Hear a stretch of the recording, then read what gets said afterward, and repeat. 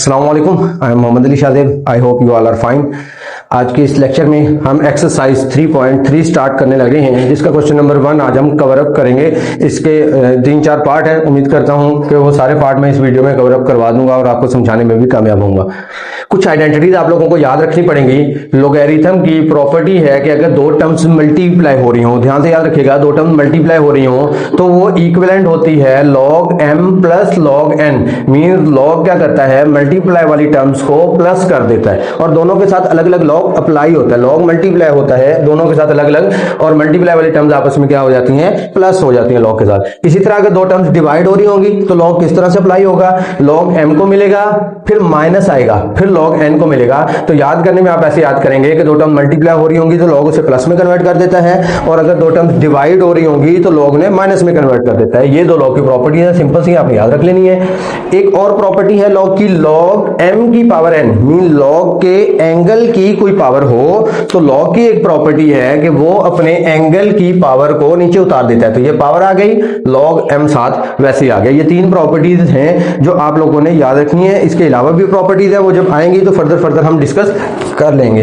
Okay, तो अब देखते हैं क्वेश्चन नंबर 1 का पार्ट 1 है log a multiply by b। तो इस पे सिंपल ये मल्टीप्लाई वाली आइडेंटिटी लग जाएगी, बनेगा log a plus log b। Mean log a आ गया, फिर मल्टीप्लाई की जगह पे प्लस आना है क्योंकि आइडेंटिटी प्लस में जाती है, फिर log ही b के साथ आ जाना है। तो इस तरह से ये सॉल्व हो गया, आंसर आ गया।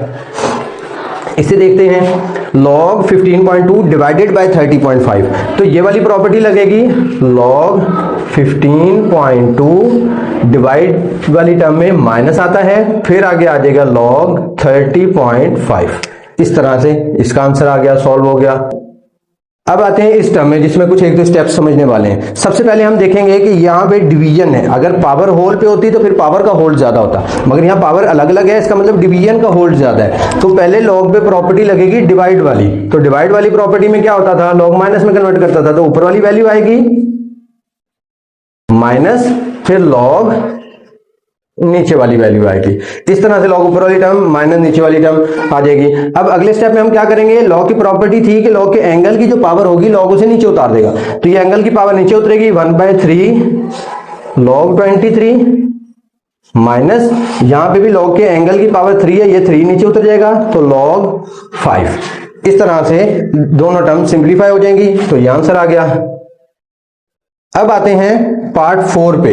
पार्ट 4 क्या करता है कि यहां पे सबसे पहले हम देखेंगे कि डिवाइड का होल्ड ज्यादा है। जब ये डिवाइड होगा तो अगली वैल्यू में ऊपर वाली मल्टीप्लाई की प्रॉपर्टी लगेगी। तो जैसे ही इसका नेक्स्ट स्टेप करेंगे तो सबसे पहले इस पे प्रॉपर्टी लगेगी डिवाइड वाली। तो डिवाइड वाली में ऊपर वाली वैल्यू मल्टीप्लाई बाय 47, फिर माइनस आएगा, फिर log नीचे वाली वैल्यू, ऊपर वाली टर्म माइनस नीचे वाली टर्म, डिवाइड वाली प्रॉपर्टी लग गई।